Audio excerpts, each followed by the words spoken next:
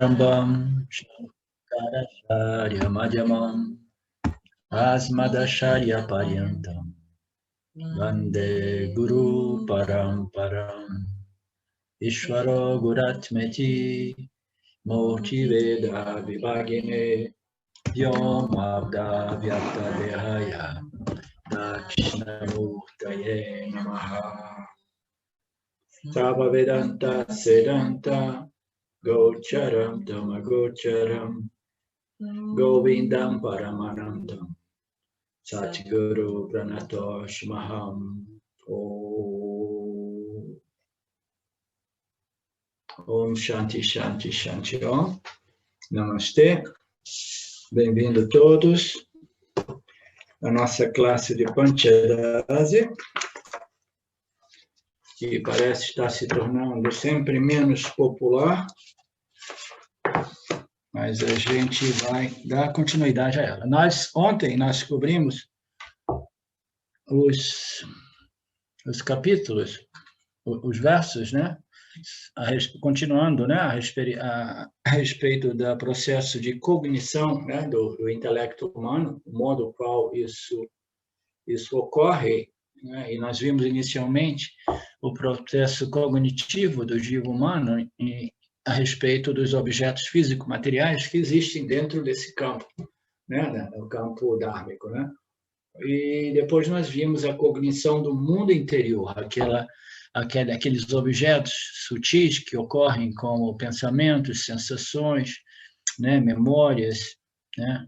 Sentimentos, emoções. Então, todo aquele mundo subjetivo interior, as imagens subjetivas e os sentimentos que acompanham cada pensamento, cada imagem, é parte do mundo dos objetos interiores, né, que pertencem exclusivamente a cada um de nós. Ninguém consegue realmente saber o que nós estamos experimentando, né, porque é uma realidade absolutamente privada, né, particular. Privada é justo, Alex?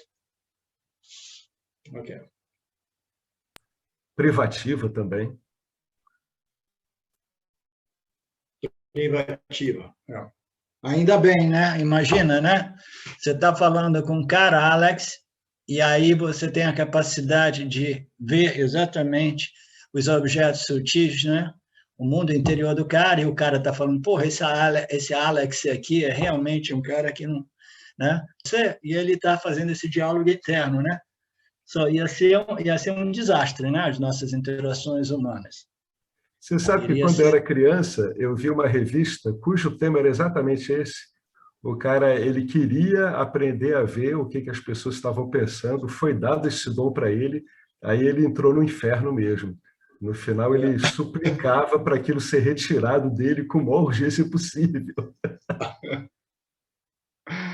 Exatamente, já imagina, né, cara? Você vai lá falar com o seu chefe de departamento e você odia o cara, como é que você consegue esconder, né, aquilo dele? Então é isso. Então nós vimos o verso 17 a 19, quando o sentido do eu está associado a emoções como desejo, medo, raiva, preocupação, a gente sabe que esse reflexo da consciência, né, no aparato refletor, ele produz um fenômeno chamado o Jiva Atma. O Jiva Atma é identificado como o pensamento eu existo, eu sou, né? É o reflexo da consciência. A consciência, ela não pensa, mas ela concede, né? Através dos poderes de Maya, concede a esse reflexo a capacidade, a faculdade de experimentar o campo dos objetos e pensar, né? E ele pensa através deste sentimento, pensamento, eu sou, eu existo, né? Então, quando esse sentido eu sou, o sentido do eu, né? Esse eu refletido está associado a emoções sansáricas, né? O mundo do sansara nos oferece emoções fortes. Vidyaranya faz alguns comentários que na verdade são os comentários Paramartananda fala sobre os comentários de Vidyaranya. É bacana estudar com os swamis, porque o Swami Paramartananda, tendo domínio do sânscrito, ele estuda diretamente os comentários do Vidyaranya também, entendeu? Então, a gente tem acesso a coisas que eram ditas, né? Foram ditas, nesse caso, 700 anos atrás, as exposições de Vidyaranya, né? Reproduzidas, né? e editadas, né? Pelo Swami Paramarthananda. Então, o Vidyaranya ele elabora um pouco sobre o fato de que esse ser refletido, que é o Jiva-Atma, né? Que aparece com o sentimento eu sou, eu existo, ele contata o mundo dos objetos e, como nós sabemos, cada objeto produz uma reação em cada um de nós, né? Cada objeto, seja ele objeto externo, como o objeto interior, cada pensamento, quando você pensa em Krishna, imediatamente você tem, né, um sentimento de paz, né? Quando você pensa num desses políticos brasileiros, você imediatamente você tem uma emoção diferente, um sentimento diferente, né? Você pensa em uma pessoa que você ama, você tem uma emoção associada com ela. Mas quando nós vivemos nesse mundo, nós temos as experiências, né, do samsara que produzem emoções fortes como desejo, medo, raiva, preocupação, ansiedade, né, aversão. Todas essas emoções fortes é parte da experiência humana e, na verdade, é o que nós chamamos de samsara, porque o indivíduo jiva permanece atado, preso, né, a essas emoções, identificado com as mesmas e preso, né, no mundo dos objetos de experiência, né, tentando sempre resolver, purificar, de modo que o indivíduo jiva possa experimentar o mundo de modo mais equilibrado, mais prazeroso, digamos assim, né, com mais gratidão, amor, etc. Então, esse ser refletido é dominante quando essas emoções fortes ocorrem, essas emoções que aqui foram apresentadas mais como emoções negativas, mas às vezes até emoções fortes, aparentemente positivas, de ganho de objetos de desejos, né, faz com que o ser refletido seja dominado, né, porque você experimentou um objeto, aquele objeto faz com que o reflexo da consciência o ilumine, produzindo uma sensação, uma emoção forte, né?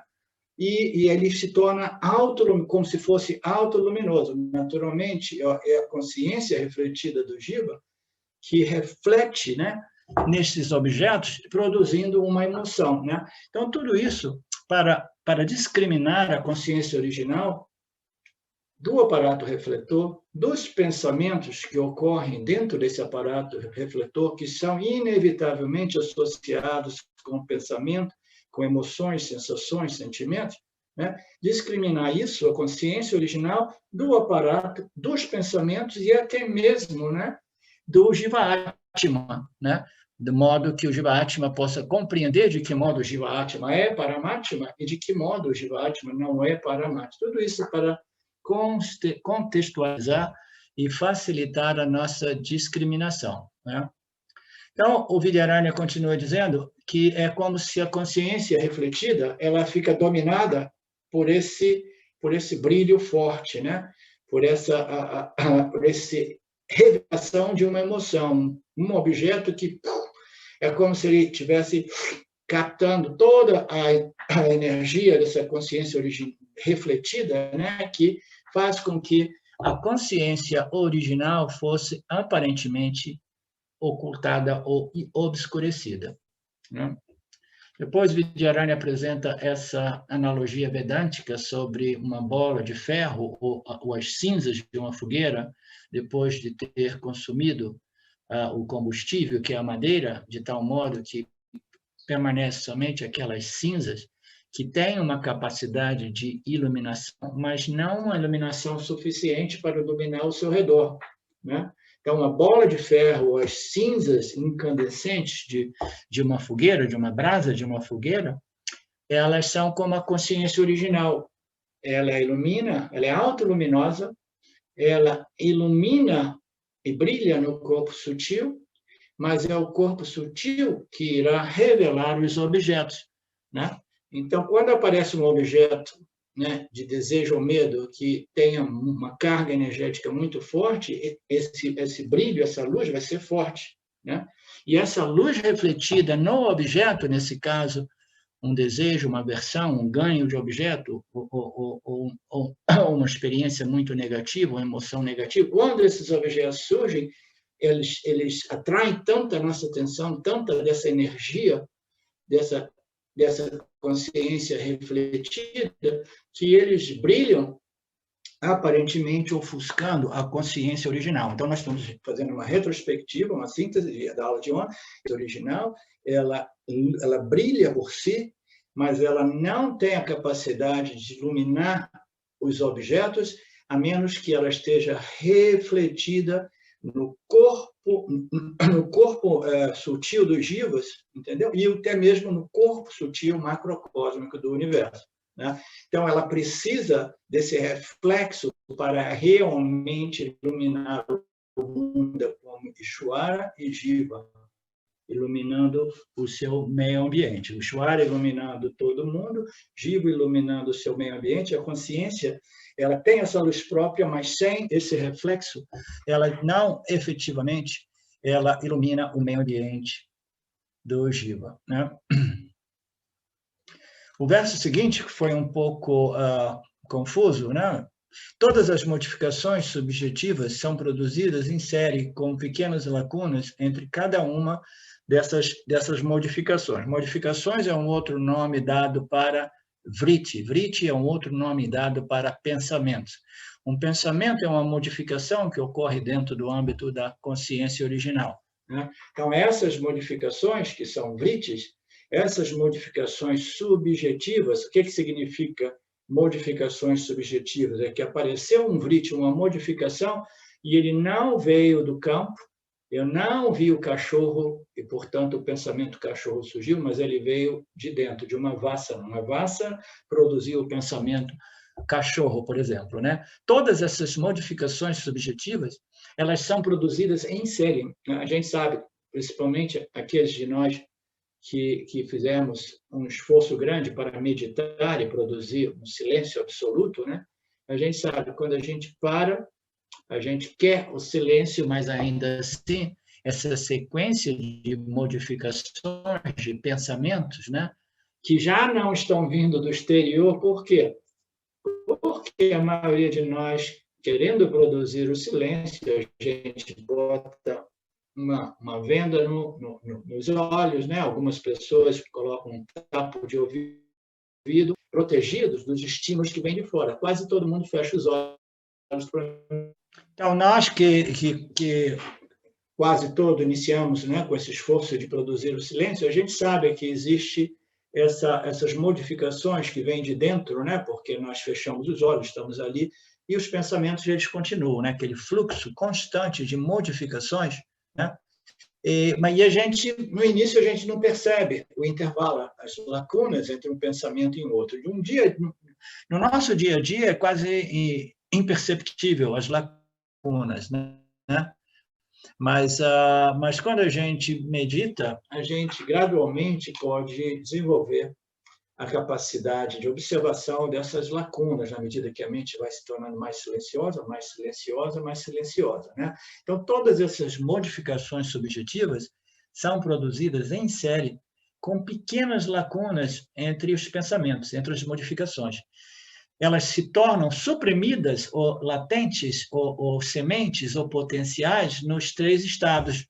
E os 3 estados apresentados por Vidyaranya aqui, de modo muito interessante, é o Nirvikalpa Samadhi, né, no qual não existe nenhum realmente pensamento, nenhuma modificação, não existe a dualidade eu, sou e os objetos, né? Por quê? Porque esse corpo sutil, ele simplesmente se recolheu no corpo causal, né? Então ele apresentou 3 estados: o sono profundo, o Nirvikalpa Samadhi e o estado do desmaio, né? Eu até brinquei ontem que, de repente, poderiam fazer uma sadhana do desmaio, as pessoas aprenderem a desmaiar para experimentar o silêncio, né? E eu e o Alex, a gente deu algumas risadas a respeito disso, e para minha curiosidade, hoje de manhã, quando eu ouvindo algumas aulas do Vidyaranya, cobrindo esses versos, ele fazia a mesma brincadeira, ele falava sobre a sadhana do desmaio, né? Ele falou assim, não, vocês não tentem desenvolver essa capacidade de desmaio, porque você não vai ter poder sobre ela, entendeu? No máximo, você tenta univikalpa samadhi, se você estiver realmente muito interessado no silêncio, né? Mas ele colocou esses 3 estados iguais, né? Ele apresentou eles no mesmo nível, né? Tentando ressaltar, né? Salientar o fato de que eles são idênticos, né? O sono profundo, o Nirvikalpa Samadhi, e o desmaio. O que ocorre ali? A ausência de vritti, a ausência de pensamentos / objetos, né? Então, essa ausência de vritti, a ausência de pensamentos / objetos, emoções, né? Pensamentos, objetos, emoções, toda essa dinâmica, esse jogo das emoções, o jogo dos pensamentos que trazem com eles essas emoções, né? Tudo isso é suprimido. E a ausência de toda essa atividade subjetiva, mental, emocional, é o que nós chamamos de quê? De silêncio, né? Silêncio nada mais é do que a ausência de pensamentos / emoções, que também são objetos, / objetos físico-materiais. Se a gente abre os olhos, a gente vê as coisas, né? Então, essa lacuna, ela existe, né? Mas nesses estados, ela desaparece. E é fácil a gente compreender o porquê que ela desaparece. No sono profundo, na anestesia, no desmaio e no nirvikalpa samadhi, o corpo sutil do indivíduo, ele se recolhe no corpo causal. O que significa isso? É no corpo sutil que a consciência original brilha, produzindo a consciência refletida. Quando a gente entra num desses estados, que são idênticos fundamentalmente, né, o que acontece? O corpo sutil ele é suprimido, ou ele é suspenso, ou ele é desativado, ou desligado, entendeu? De tal modo que ele se recolhe em seu estado causal, né? E sem o corpo sutil não existe reflexo, né? Sem o corpo sutil não existe um pensamento do cachorro, do gato, da árvore, não existe um sentimento a respeito de um objeto ou um outro objeto, né? Então, sem o corpo sutil não existe dualidade, não existe experiência. Não é à toa que os yogis amam desenvolver, né, essa vasana por nirvikalpa samadhi, porque quando não existe nenhuma modificação, o que ocorre? Ocorre que nós não temos mais nenhum problema com o mundo, né? Porque o mundo desaparece. O mundo é um reflexo, né? É um reflexo que ocorre, né, no aparato refletor macrocósmico e microcósmico, né? Se eu me recolho no meu estado causal, no meu corpo causal, não existe o mundo. As pessoas que acreditam que a remoção do mundo seja a real solução para a problemática do jiva, né? Eles buscam esses estados de desmaio. A brincadeira ontem para mim, a única solução é desmaiar, e eu consegui uma técnica lá no ashram do Osho Rajneesh, e agora eu começo a desmaiar. Eu sei como desmaiar. E quando eu desmaio, eu simplesmente, todos os meus problemas são resolvidos, né? Ou, de repente, a ciência moderna pode desenvolver a pílula do desmaio, né? How about that, Alex? Isso aí seria mais factível, né? Uma pílula do desmaio, né? Venderia, né? Venderia no mundo espiritual, porque poderia ser vendida como a pílula do samadhi, né?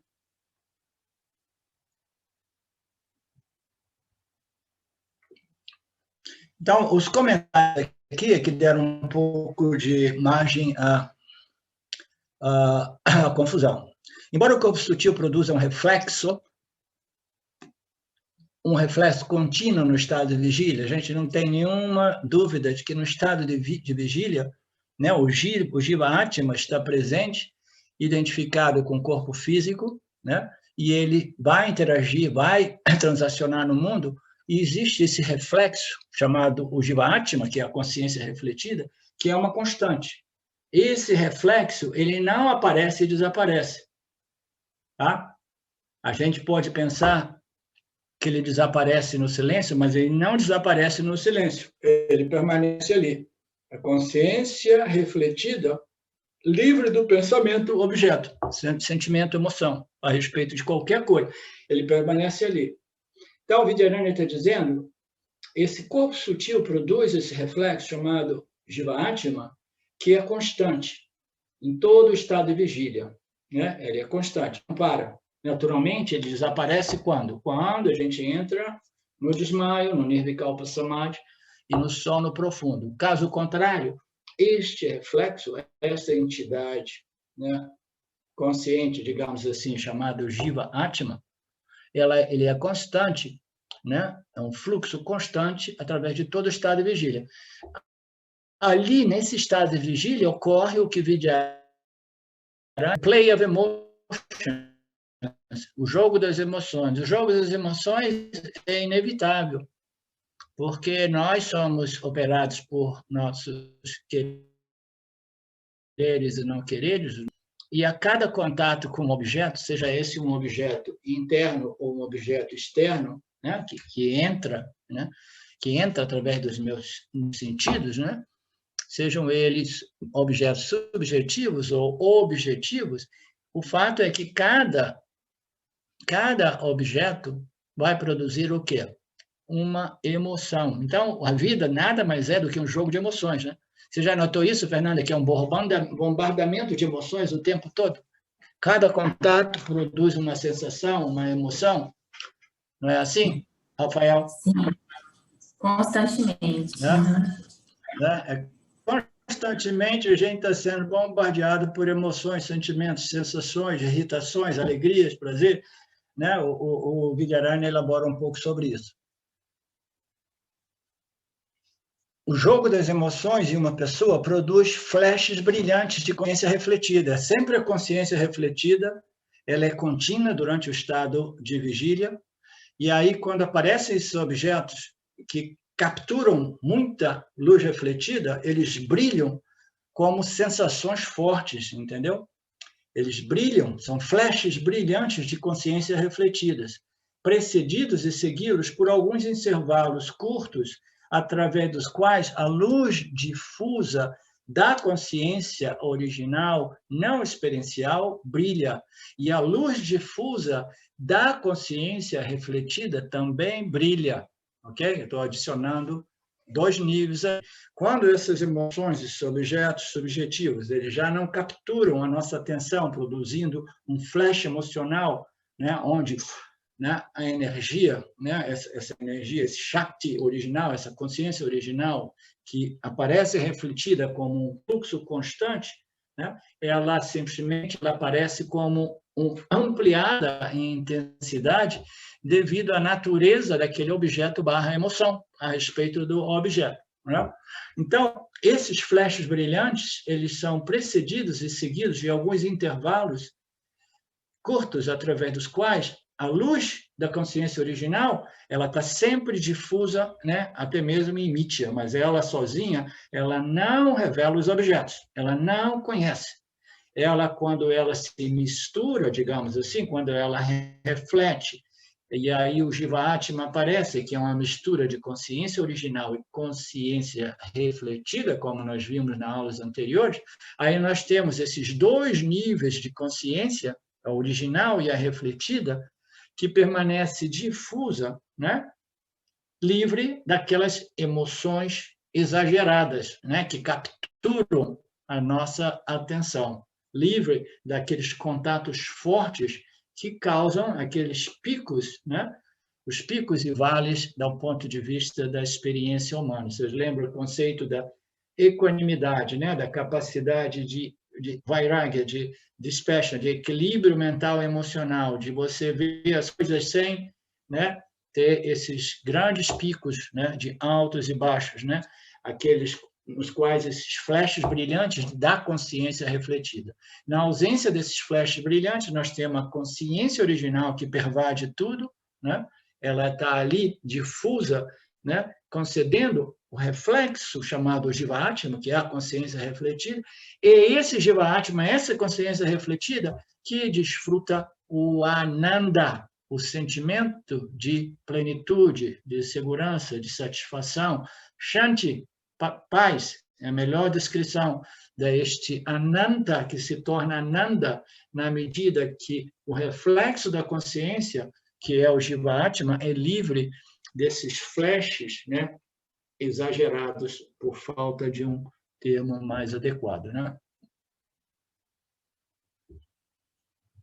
A ausência da consciência refletida é revelada no sono profundo, Vidyaranya fala, onde não há senso de localização e dualidade. Quando não existe o aparato refletor, não existe o Jiva-Atma, a consciência refletida. O Jiva-Atma, ele não desaparece, mas ele se recolhe ou é suprimido, ou é suspenso, ele se recolhe em seu corpo causal, o Atma, né? o Taijasa, nesse caso, o Vishwa, se recolhe como prânia, ok? E naquela condição, o que ocorre? Ele não há nenhum sentimento de sujeito-objeto, dualidade, não existe uma sensação, um senso de localização, e nem um senso de variação de luminosidade. Na ausência desses flashes exagerados, nós temos a consciência original, que é difusa e que não é sujeita a variações de intensidade, de luminosidade, é difusa, é uma consciência difusa. Okay? Nós temos também a consciência refletida, que é o Jiva-Atma, na ausência desses flashes exagerados, né, de picos e vales, ele permanece quase que como difuso, livre de grandes variações de intensidade, ok? De luminosidade, mas o reflexo é sempre sujeito a modificações, porque o reflexo é um aparato condicionado pelas 3 energias que estão em constante modificação. Não importa o quanto sutil essas modificações possam ser, esse reflexo ele ainda é sujeito a algumas variações, mas essas experiências nossas de bliss, né, de meditação profunda, de samadhi, de expansão, a gente pode notar que elas variam de intensidade, mas do ponto de vista experiencial é aquilo mais próximo do Ananta, que é a natureza do ser pleno, que é refletido numa mente cuja a variação de intensidade é mínima e a ausência de experiências / emoções extremas é completamente ausente. Né? A presença dessas emoções não ocorre. Tá ficando claro? Estou tentando esclarecer um pouco mais também os aspectos da aula de ontem. Tem algumas dúvidas aí? Como é que você está indo aí, Marcela?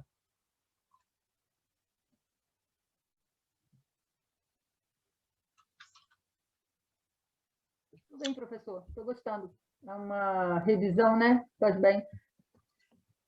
Ok. Porque é importante, dentro mais tarde vocês vão entender a importância de todas essas nuances, entendeu? Entre esses diferentes aspectos, fatores, né? Da nossa experiência humana, né?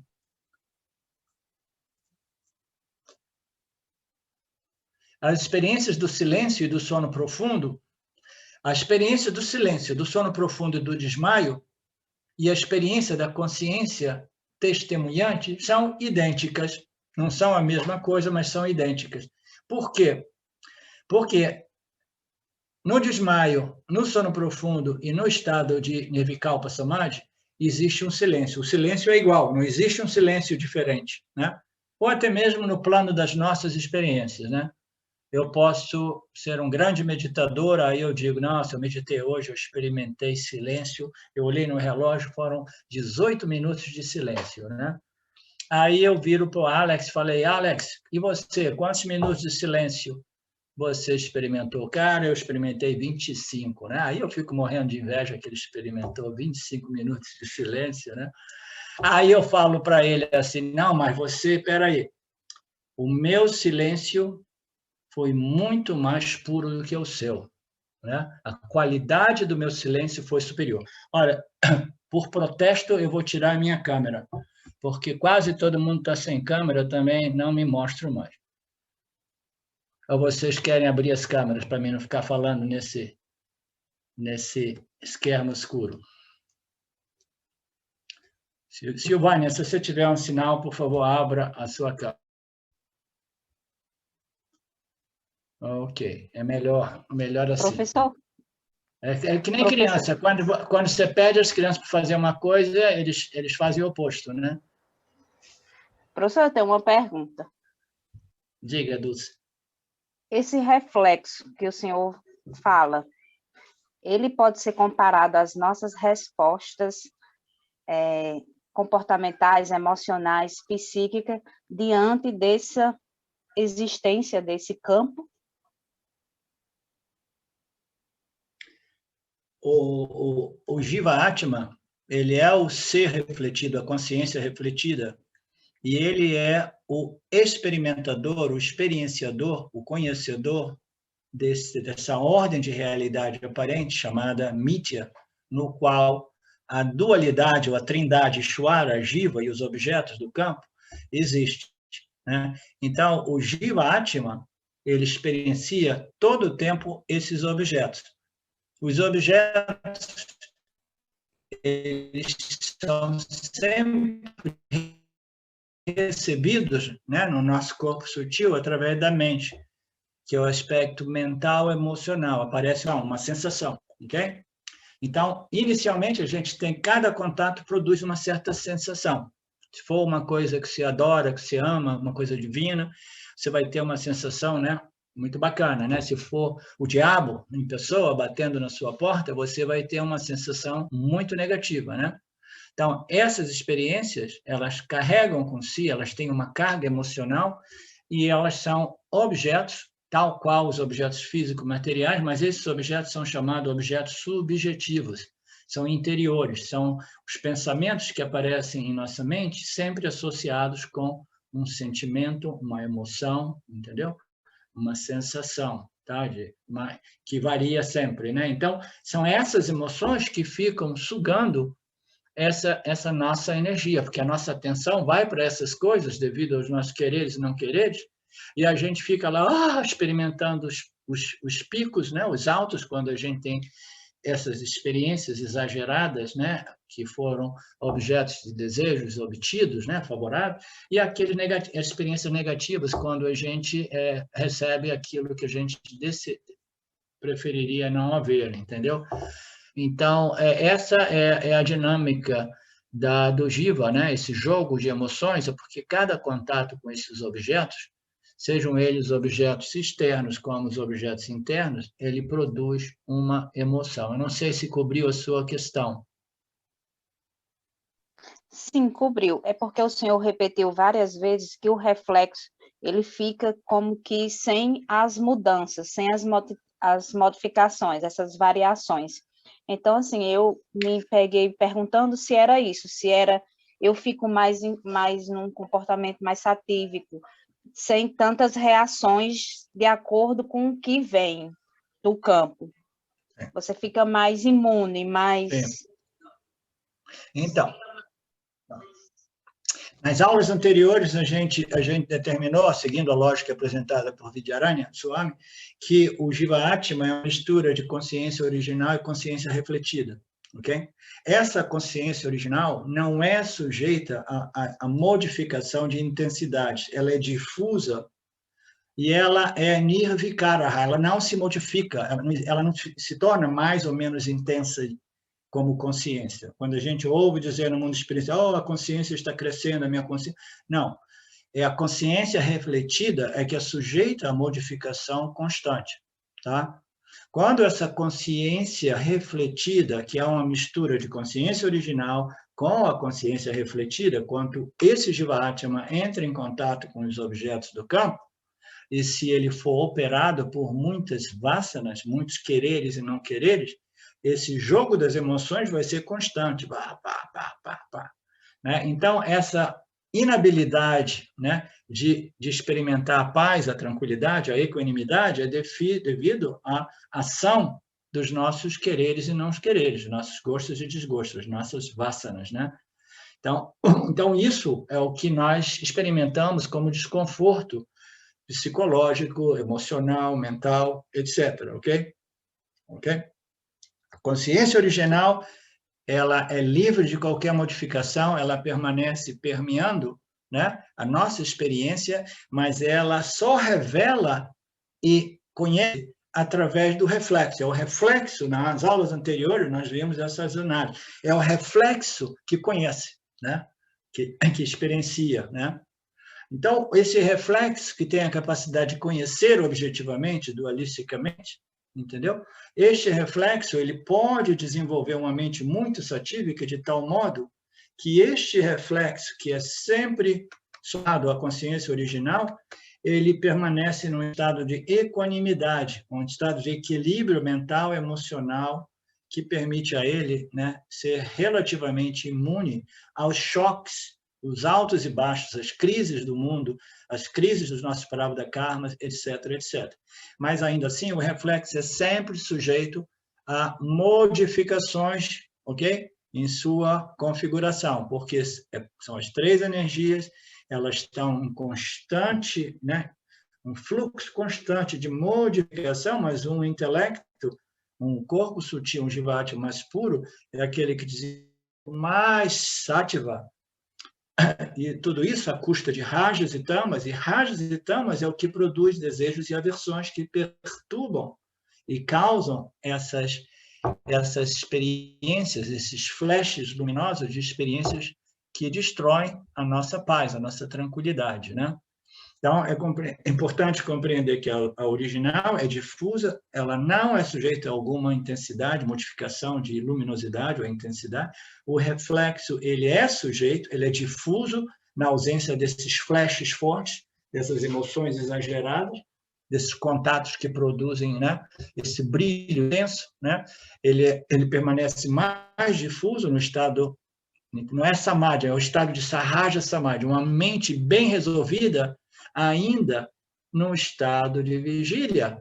O sahaja samadhi é o samadhi natural, a mente está bem resolvida e ela tem a experiência do brilho que ilumina e conhece o campo, mas ele brilha e ilumina o campo num estado mais de equanimidade, livre desses. Por quê? Porque os desejos e aversões já não são operantes como antes. Você entende, Dulce? Ok? Sim, compreendi. Detalhes. Ok. Arlindo, poderia dar uma palavrinha rápida? Sim. Eu acho que é muito significativo isso que você falou do Sahaja Samadhi. Krishna fala isso no Bhagavad Gita 2.55, né? Quando Arjuna pergunta para Krishna como é aquela pessoa no estado de Samadhi, como ela anda, como ela se movimenta, como ela fala, aquele que tem a sua sabedoria estável, Stita Prajnasya. E ali fica claro que só pode ser o Sahaja Samadhi, porque Arjuna pergunta como ela fala, como ela anda, como ela se comporta no estado de Samadhi. Então, ali a Bhagavad Gita fica claro que não é um Nirvikalpa Samadhi, mas só pode ser um samadhi natural, como você muito bem falou, né? Só para dar essa contribuição, porque às vezes se pensa que a Bhagavad Gita está falando ali do Nirvikalpa Samadhi nessa passagem, mas eu acredito que fica claro que é o Sahaja Samadhi, porque a Arjuna pergunta como ele fala, como ele anda, como ele se comporta, né, no estado de Samadhi. Eu pensei isso agora. Exatamente. Não, essa é uma contribuição muito boa, esse é o objetivo do Yanni, né, de nós, da Vedantinos.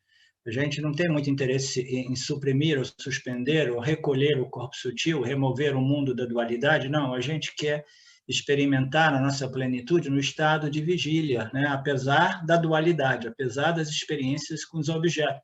Só que as experiências se tornam experiências mais, né, despaixonadas, né? mais sem apego, sem aqueles picos, né, de reações emocionais fortes. Muito legal, Eduardo. Obrigado. Tá?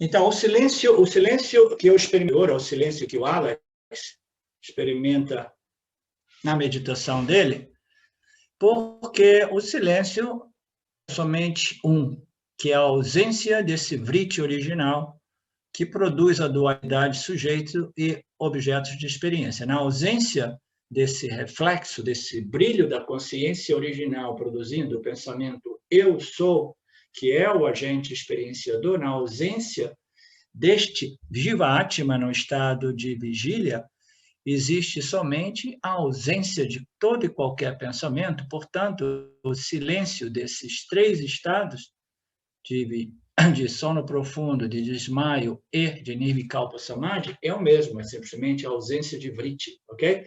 E o silêncio que eu experimento, o Alex experimenta, que a Sasha experimenta, é qualitativamente sempre igual, porque é a ausência de modificações que ocorrem dentro do âmbito da consciência, né? Não existe pensamento, o pensamento primordial eu sou, que é o jiva sujeito, que produz, né, simultaneamente a dualidade eu e os objetos ao meu redor, ele simplesmente não existe, é um estado comum a todos nós durante os nossos sonos profundos, né? Para aqueles de vocês que ainda não desenvolveram uma vassana por desmaio, pelo menos vocês, né, a gente tem o consolo de a consolação, né, de dizer, não, mas eu tenho o sono profundo e o silêncio é de mesma qualidade, né?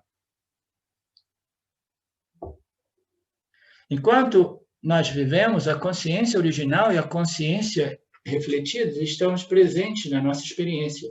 Os objetos externos, para serem conhecidos, demandam pensamentos do objeto, né? Quando a gente vê um objeto externo que ocorre, imediatamente existe esse impulso natural de tentar definir ou conhecer esse objeto, né? O que é isso, né?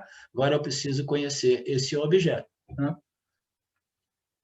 Enquanto nós vivemos essa consciência original e a consciência refletida, elas fazem esse jogo, né, do conhecimento, o jogo das emoções, simultaneamente. Os objetos externos, para serem conhecidos, eles necessitam de um pensamento, né?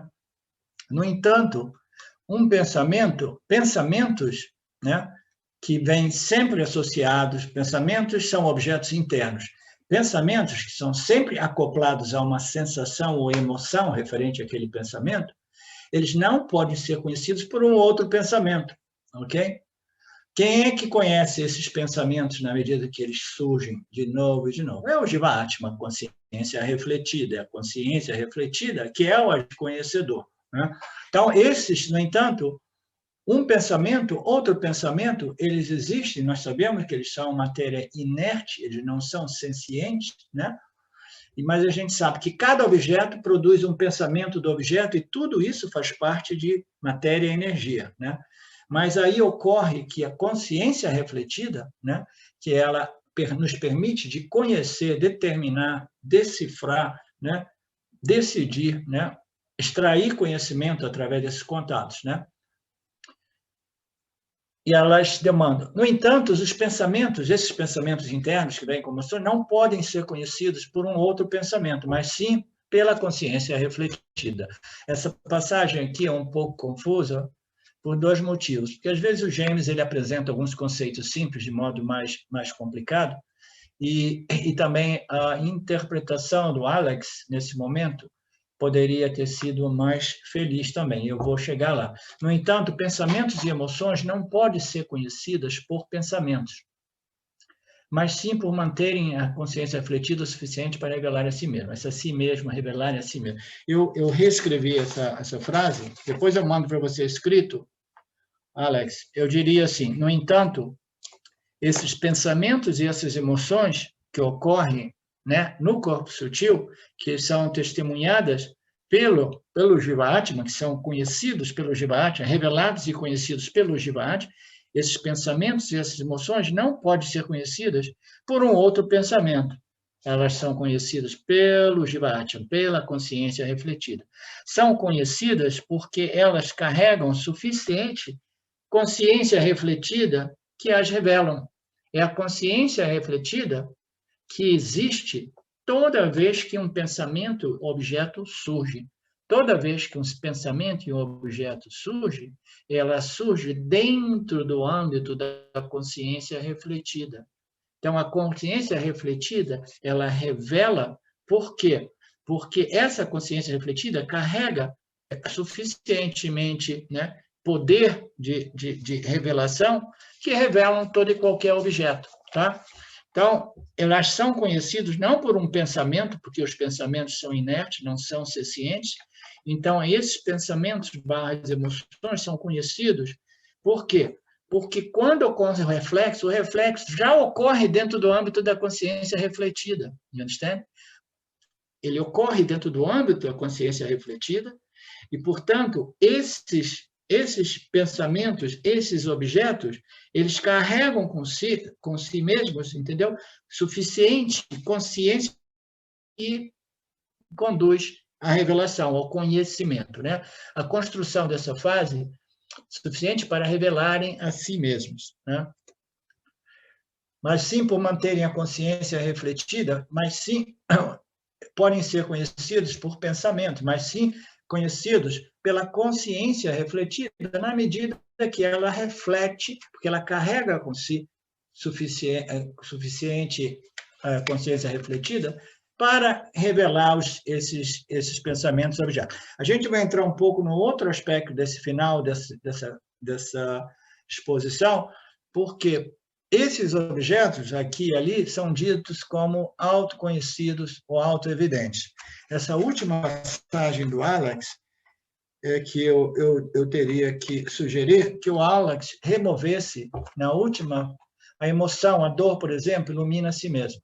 O que a gente está dizendo que um objeto ilumina a si mesmo? O objeto, ele não ilumina a si mesmo, em sentido que ele não é autoluminoso, entendeu? A consciência original é a única fonte de luz e a consciência refletida, ela produz a luminosidade que nos permite conhecer e experienciar os objetos. Então, qualquer que seja o objeto, como uma dor de dente, né?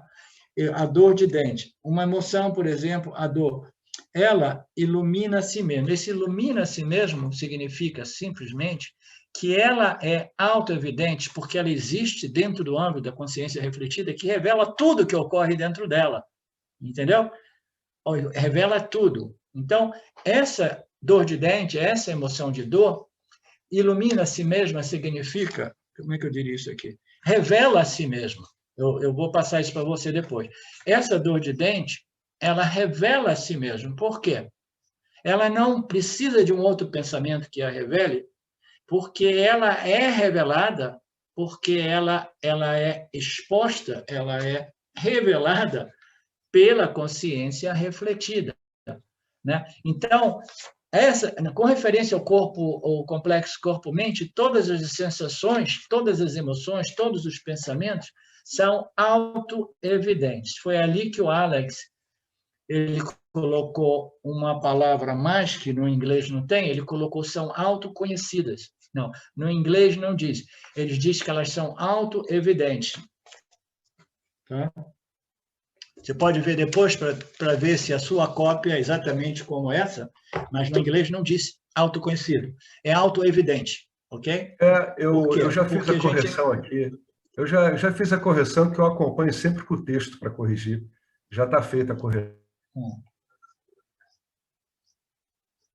Então, com referência ao corpo, o complexo corpo-mente, todos os pensamentos, todas as emoções, todas essas sensações são autoevidentes, mas não significa que esses objetos sutis sejam autorreveladores. Eles são revelados simultaneamente, automaticamente, pela consciência refletida, porque eles existem dentro dessa consciência refletida. Consciência refletida é o Jiva, é o Vishwa em seu estado de vigília, né? Tudo aquilo que cai no nosso campo que é captado por ação, né? A nossa consciência refletida no estado de vigília, imediatamente é revelado, né? É iluminado e revelado.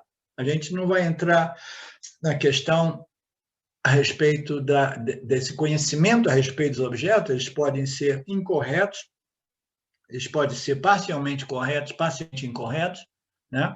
Ou pode ser absolutamente corretos, né? A gente não vai entrar nesse âmbito, mas a gente determina, define, né? Discerne, né? Atribui valor, tudo isso a gente faz automaticamente na medida que os objetos surgem, e tudo isso vai sendo catalogado e ele vai ficar produzindo essas sensações. Essas sensações, elas são autoevidentes, ela não precisa de um outro pensamento que a ilumine, não precisa de um outro pensamento que a define, ok? Que a evidencie, porque ela existe dentro do âmbito da consciência refletida. E é bom lembrar que a consciência refletida é aquele fator dentro da nossa experiência humana que revela e conhece, ok? O Jiva Atma é o agente que experiencia e conhece. É a luz refletida que experiencia e conhece. A luz original, ela vai iluminar o intelecto humano vai iluminar, por sua vez, o campo dos objetos, experiências, subjetivos e objetivos, né? E cada objeto que capta nesse campo, né, de consciência refletida, ele se torna auto-evidente, porque ele não escapa à luz deste iluminador secundário, que é o Jiva Atma, o reflexo da consciência. A consciência original, ela ilumina o intelecto humano, ela ilumina esse corpo sutil, produzindo o Jiva Atma, essa consciência refletida, que, por sua vez, ilumina e conhece objetivamente os objetos do mundo interior e exterior, ok? Não é necessário um conhecimento especial, um pensamento especial para saber que você se encontra em um estado emocional específico, né? Quando a emoção ocorre, ela já é auto-evidente, né? Você vê aquilo, você, oh meu Deus, estou experimentando irritação e raiva, estou experimentando dor de dente, né? Por quê? Porque a consciência refletida está presente, revelando tudo aquilo. Espero que tenha ficado um pouco mais claro. Alguma dúvida? Então, vamos lá. Ok. Então, Marcelo, nós vimos essa retrospectiva do verso 20, né?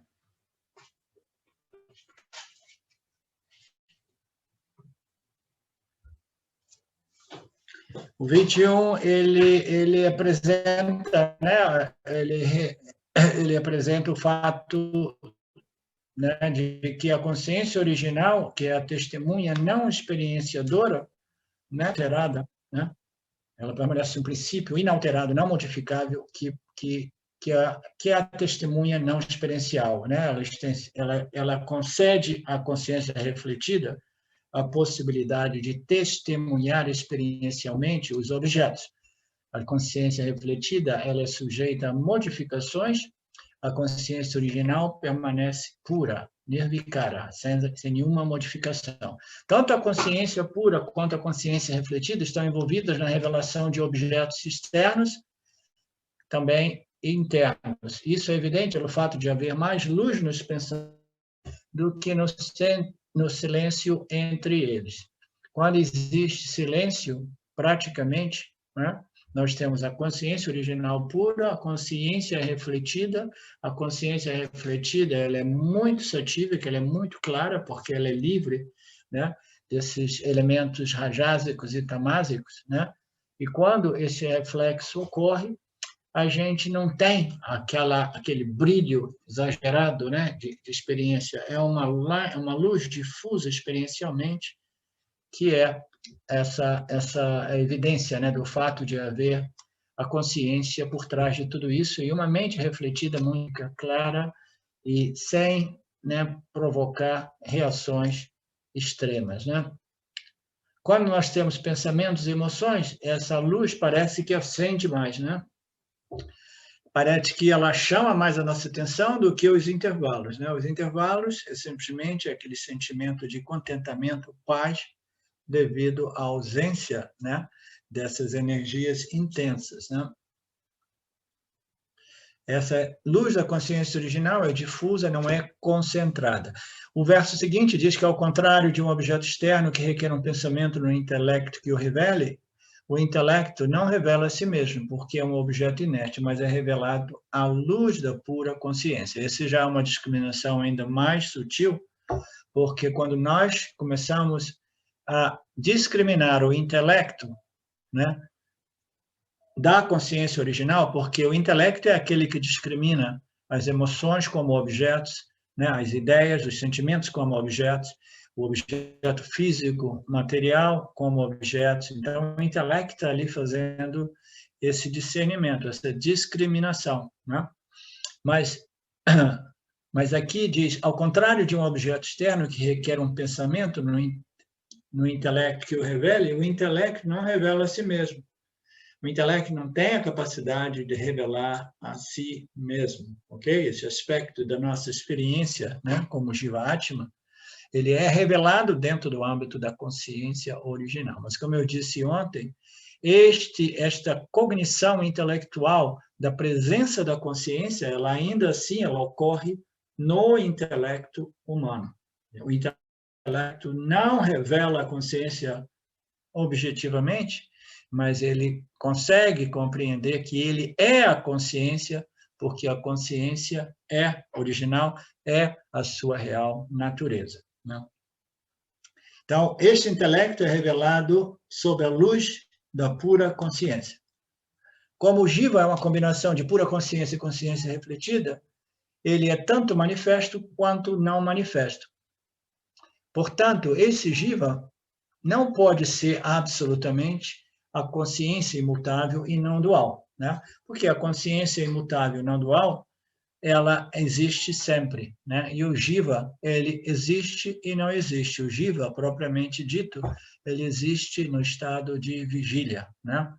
Então, ele está presente em alguns estados, não está presente. O Jiva aqui se refere a esse reflexo da consciência que está ausente no estado de desmaio, nirvikalpa samadhi, silêncio, né? E sono profundo, né? Esse reflexo. Né? Então, esse Jiva, que é o reflexo, é uma combinação da consciência original e a consciência refletida.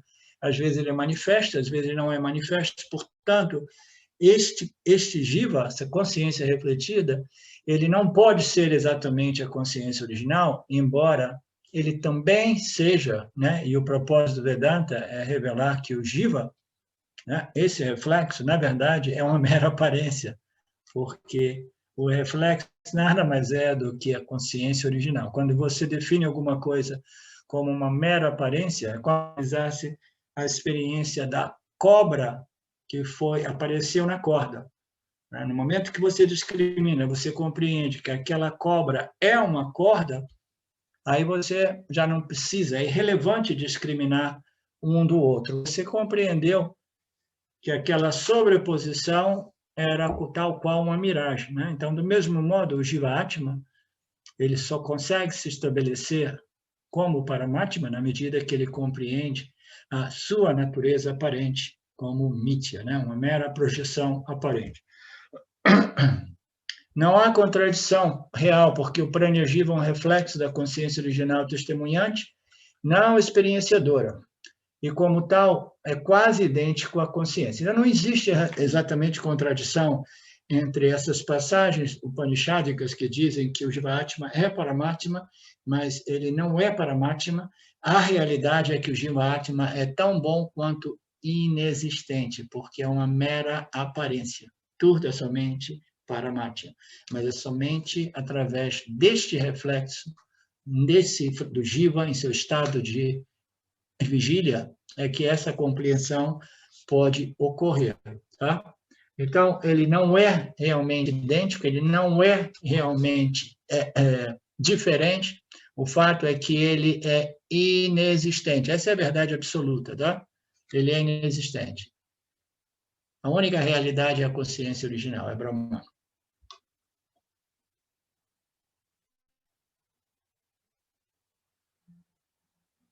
Tecnicamente, o prana e a consciência pura são diferentes, isso nós vimos ontem, 25, os antigos professores deixaram clara a natureza da pura consciência em passagens como essa pura consciência é a testemunha do corpo sutil e suas funções, né? É a testemunha do corpo sutil e a sua função mental, emocional, intelectual, suas funções de memória, suas funções, né, egóicas, de como o ator, né, o executor. Então, tudo isso existe, né, dentro do âmbito da consciência, né? Então, a natureza dessa pura consciência é a testemunha do corpo sutil e as funções que ocorrem, né, dentro do âmbito desse Jiva-Atma, né, da mente do Jiva. O verso seguinte diz, eles também declaram, esses professores da nossa tradição, que a consciência pura, a consciência refletida, e a mente se refere ao aparato refletor, né? Esses Mahatmas também declaram que a consciência original pura, A consciência refletida e o aparato refletor se relacionam entre si como um rosto se relaciona com o espelho e com seu reflexo no espelho, né? Então, um rosto dentro do espelho, ele jamais pode dizer, não, eu sou o rosto em frente do espelho, né? Eu sou o rosto original. Não. Ele é idêntico ao rosto original, mas ainda assim ele é um reflexo, né? No caso do Jiva-Atma, ele é idêntico à consciência original, mas ele é um reflexo. E é aí que a gente entra naquelas nuances, né, que determinam o modo qual o Jiva-Atma é Paramatma. Ele é Paramatma não como um reflexo. Ele é Paramatma como consciência que permeia este reflexo, né? A natureza do Jiva-Atma, a sua natureza absoluta, é a consciência original. O que cancela a realidade desse Jiva aparente, né?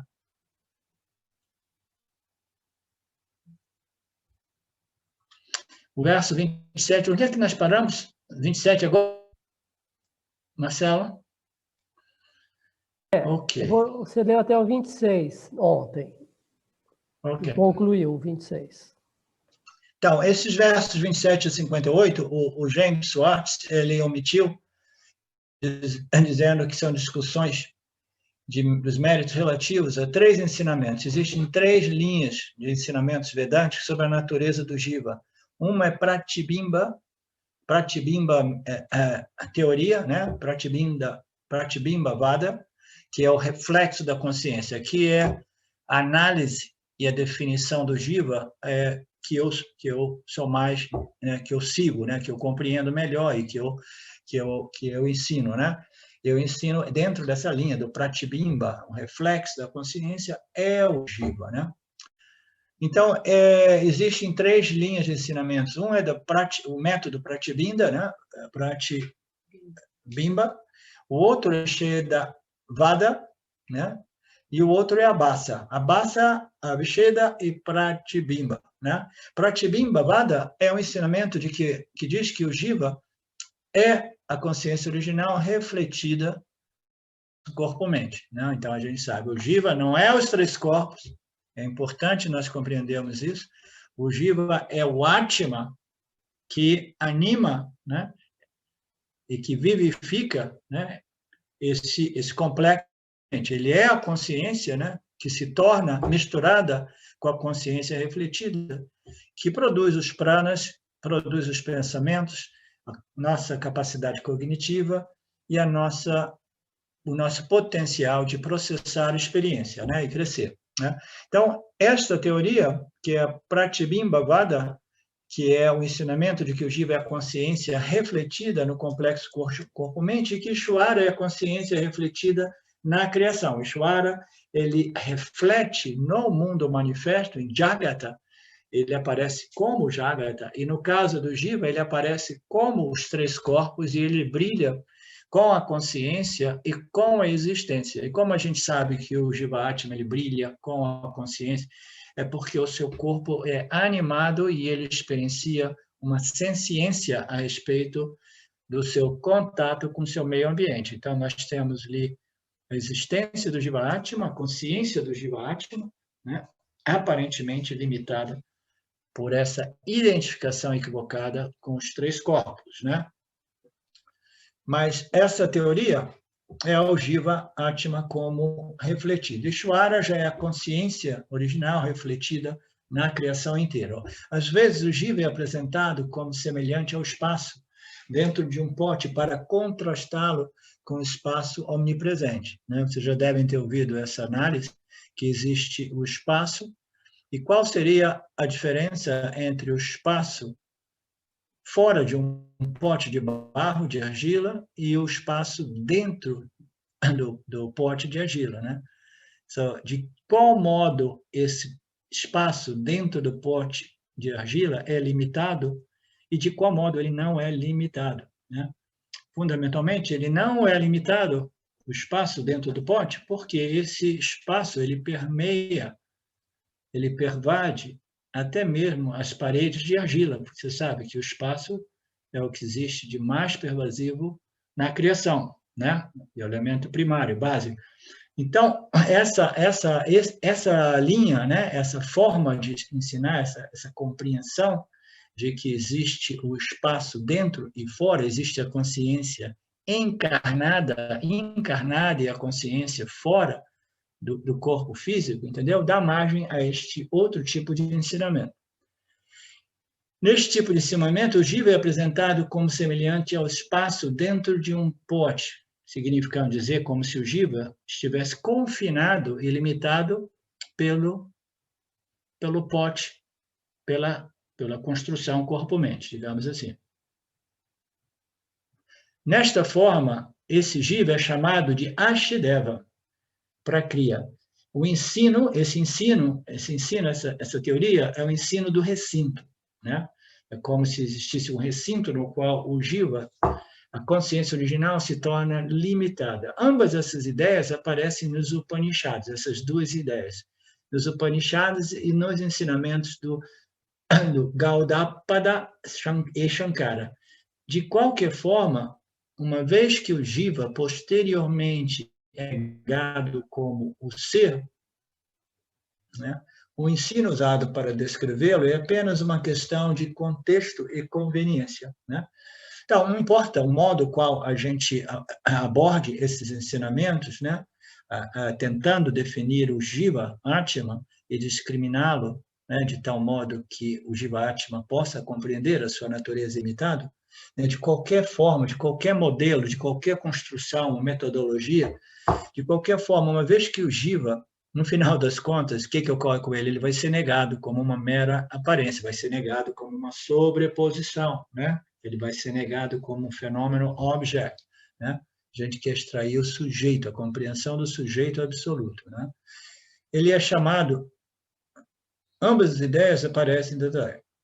O Jiva, de qualquer modo, posteriormente é negado, ele é negado como ser. Se antes ele pensava, eu sou o ser, ele vai passar por todo esse processo para negar o reflexo, como se o reflexo, a consciência refletida, fosse realmente a consciência original, né? Então, no final das contas, o Jiva Atma, identificado com os três corpos, posteriormente será negado. E o ensino usado para descrevê-los é apenas uma questão de contexto e conveniência. Por quê? Porque, no final das contas, esse Jiva Atma ele precisa ser negado, de modo que ele possa assumir, né, a sua real identidade como Paramatma, né? A terceira ideia, a terceira Abhasa, é o Abhasavada, a terceira Vada, que é o Abhasavada, da qual Vidyaranya é um defensor, é chamado de ensino da aparência. Esse é um outro aspecto do ensino do Vedanta, ok? A gente diz que existe a consciência original, existe o aparato refletor e que existe o reflexo da consciência, que é o Jiva Atma, e a gente entende esse relacionamento entre esses três fatores, a consciência original, o aparato microcósmico refletor e o fenômeno chamado Jiva Atma. Tudo isso para nos dar mais material para a gente compreender melhor, né, de que modo esse Jiva ele não é realmente a consciência original, e o modo qual ele é, em sua real natureza, a consciência original. Tudo isso são instrumentos, né? São instrumentos que nos permitem contextualizar e discriminar o Jiva, né? A terceira ideia, da qual Vidyaranya é um defensor, é chamada ensino da aparência. A aparência é que, se a gente quiser, né, ir direto, né, ao assunto, né, a gente pega já esses atalhos espirituais e apresenta esses ensinamentos, né, em sua forma mais absoluta, né?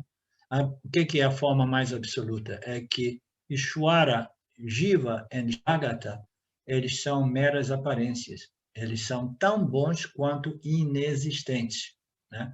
Então, quando a gente apresenta essa teoria da aparência, que é a teoria de Mithya, aquilo que existe, mas como uma mera miragem, a gente já se poupa, né, de fazer todas essas análises profundas, tentando, né, definir o Jiva né? Em todas essas nuances, o que é esse jiva, o que é esse fenômeno, ele é os três corpos, ele é o corpo sutil, ele é um reflexo, de qual modo o jiva é igual. Quando você olha para essa cobra que foi projetada na corda, a gente pode passar uma vida inteira analisando, decifrando, né? Estudando essa cobra, analisando o veneno dessa cobra, né? A gente pode fazer tudo isso. A gente pode passar uma vida inteira fazendo isso. Aí chega um sábio e diz assim, olha, você está perdendo o seu tempo porque essa cobra é uma corda. Então, toda a análise que você fez até agora, entendeu? Ela serve, mas não serve. Ela serviu para te preparar para compreender que não existe realmente uma cobra. Essa cobra é uma sobreposição que ocorre, né, devido a esse poder de Maya chamado avidya, né? Então, esta é a linha final. A linha da Mithya é uma mera aparência, nós utilizamos, né?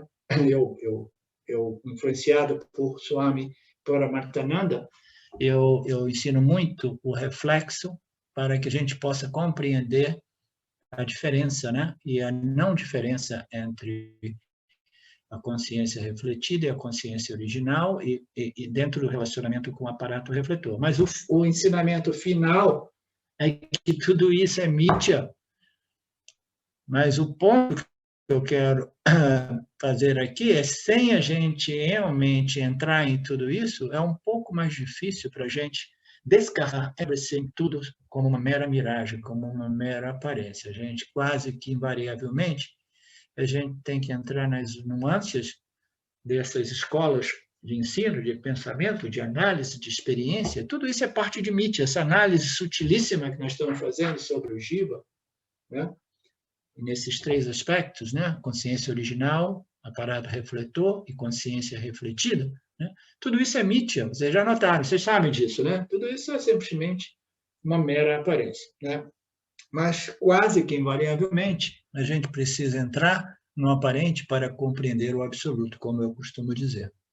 Então, essa terceira vada, que é a Abhasa Vada, da qual Vidyaranya é um defensor, é chamada de ensino a respeito da mera aparência de todos esses fenômenos chamados Ishvara, Jiva, Jagata. Existem dois argumentos principais no Vedanta sobre como entender a aparência do Jiva. Existem dois argumentos principais no Vedanta sobre como entender a aparência do Jiva na consciência. O argumento, agora já duas escolas vedânticas, né, explicando como essa sobreposição, essa mirage, essa aparência ocorre, né? Existem dois argumentos principais no Vedanta que nos ajudam a compreender essa aparência dentro do âmbito da consciência, esse Jiva Atma, né? Um argumento é a escola de Vivarana, é a teoria da reflexão, ou do reflexo, melhor dizendo. Segundo ele, o Jiva é um reflexo da consciência quando a ignorância vidya está em operação, que é mais ou menos a linha dos nossos ensinamentos no Vedanta Brasil, né?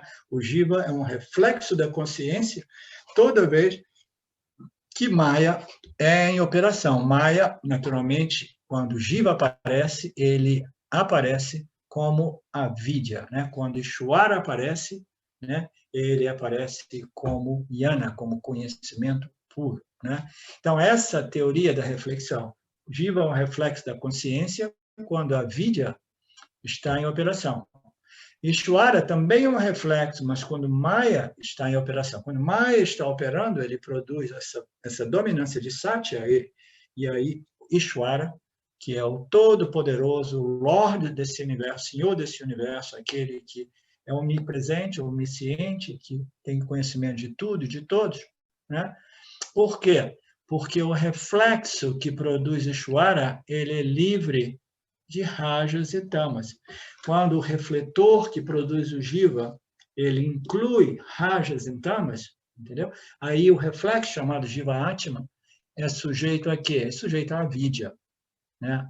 A incapacidade de compreender as coisas exatamente como elas são, né? No campo de Mithya, no campo de fenômeno, né? De conhecimento de fenômeno e objetos, é impossível a gente compreender por causa da dominância de rajas e tamas, né? Que que compõem esse refletor, que produz o Jiva Atma, né? Então, Ishvara não, é o reflexo em pura Sattva, então ele tem um conhecimento, ele é o Lorde, ele tem todos esses atributos e qualidades, né? E o Jiva, ele é sob efeito de avidya devido a rajas e tamas, né? Mas não seria mais fácil a gente dizer, cara, para com isso, tudo isso é mithya, deixa isso para lá, né? Mas ainda assim, os Upanishads apresentam análises, né, muitas vezes extremamente sutis e profundas acerca desses fenômenos, né? Por quê? Porque o Jiva ele se sente atado, amarrado, né, a essa experiência, identificado com esses fenômenos, né, sem saber exatamente o que ele é, sem nenhum meio de compreender que a sua natureza é absolutamente livre, né? Então a gente tem que entrar inevitavelmente em mithya para poder nos livrarmos de mithya, né, de samsara.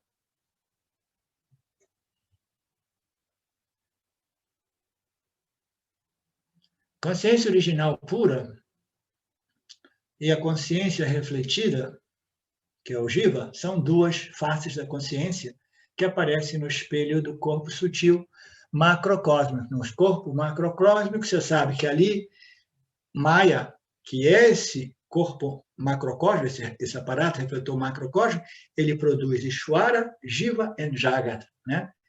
Da predominância de Sattva, ele reflete Ishvara, da predominância de Rajas, ele produz Jiva, da predominância de Tamas, ele produz o mundo físico material, né? Então, a consciência original pura e os Jivas e os Jagatas são faces diferentes da consciência que surgem nesse espelho, nesse corpo sutil macrocósmico, né? Esse corpo sutil macrocósmico é Ishvara aparecendo como o universo, né? E o Jiva aparecendo como o complexo corpo-mente. Essa ideia do reflexo é conhecida como Mukhya Samanadhikaranya. O segundo argumento a respeito dessa aparência, a mera status de aparência do Jiva, o segundo argumento é chamado de teoria do recinto ou limitação, né? Então, dentro dessa teoria do reflexo, existe também esse argumento de que o Jiva é um recinto, ou ele é limitado limitada, quando o Maya faz com que a consciência produz o mundo como Ishvara e o Jiva Atma, como essa configuração dos três corpos, a consciência, que é a única realidade, aparecendo refletida, né, em como Ishvara e como Jiva, ela aparentemente se torna limitada, né? É como se a consciência se tornasse limitada. Esse é o segundo argumento, né? O primeiro argumento é a respeito da consciência e o reflexo da consciência que ocorre neste aparato refletor, né? E a análise, né, que vem a definir esse Jiva Atma como Paramatma, né? E o fato da avidya, essa ignorância, né, devido ao excesso de rajas, então, mas neste aparato refletor, né? Então, uma é do reflexo e a outra é a teoria do recinto, ambas, né, tentando descrever essa teoria do reflexo, né? O reflexo ele se torna limitado pela identificação, né, errônea, né, avidya, com os três corpos. Segundo essa teoria, a consciência se torna limitada quando Maya faz com que Ishvara e Jiva apareçam. O exemplo usado pelos proponentes desta visão, a escola Bhamati, é o espaço dentro do pote. Eles dizem que o espaço que aparece dentro de um pote está, na verdade, limitado pelo pote. Swami Vidyaranya não aceita este argumento, né? Como eu já tinha introduzido antes, também, como o espaço pode ser limitado pelas paredes de um pote de argila, se o espaço pervade, né, as paredes, né? Então, é uma limitação aparente, né? A gente pode dizer, não, mas é uma modificação, é aparente, mas não existe, porque o espaço fica ali fechado, tadinho, no escuro, porque os caras colocaram uma rolha no pote de barro, etc., etc., né? Não.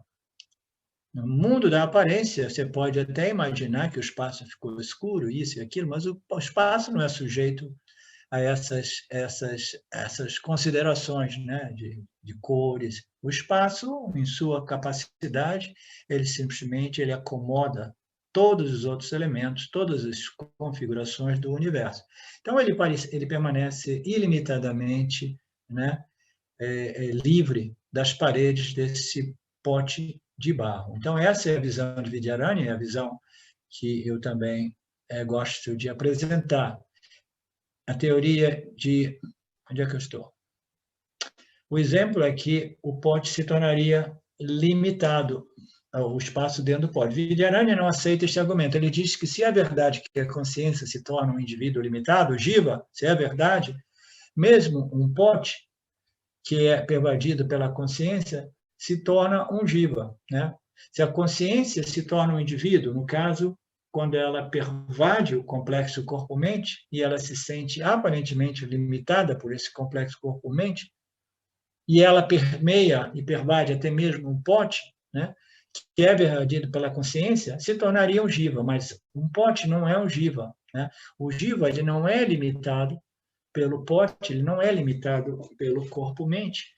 Por quê? Porque o jiva, fundamentalmente, não é a configuração, não é o pote, não é a construção corpo-mente, mas é o Atma do Jiva-Atma, né? Mas é claro que os potes não são seres conscientes. Então, essa visão também não se sustenta porque o espaço é mais sutil que os objetos que ele pervade completamente, né? Portanto, não é limitado por eles. Vidyaranya aceita uma teoria da reflexo, da modificação, conhecida como a teoria da aparência, a Basavada, né? Os nossos encontros, as nossas classes se baseiam principalmente nesta teoria de ensino, né? Que o Jiva-Atma é um reflexo, ele é modificado. Por que ele é modificado? Ele é modificado porque um reflexo depende